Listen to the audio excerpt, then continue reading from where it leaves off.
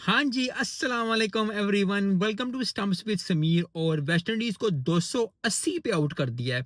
I think एक manageable score है जो कि पाकिस्तान चेस कर सकता है, लेकिन पाकिस्तान के भी ओडीआई में वही हालात हैं जो वेस्ट इंडीज़ के हालात हैं, तो कुछ कहा नहीं जा सकता।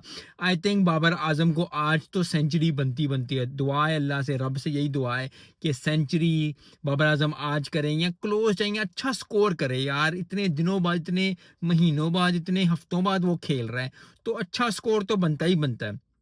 इससे बड़ी बात यह है कि ये वही ग्राउंड है जिस पे 300 प्लस स्कोर किया था इंडिया ने। और जब आई थिंक शार्दुल ठाकुर ने अपनी हाईएस्ट 4 विकेटें ली थी, और बड़ी ज़्यादा शाहीन अफरीदी ने भी 4 विकेटें ली हैं, तो बड़ी ज़बरदस्त बात है। ये पिच है ऐसी जो कि बॉलरों को सपोर्ट करती है एक टाइम पे आके। तो वेस्ट इंडीज़ के बॉलर को जिन जान लगानी पड़ेगी, लेकिन पाकिस्तान के बॉलर्स ने जिन जान लगाई और 280 पर आउट कर लिया।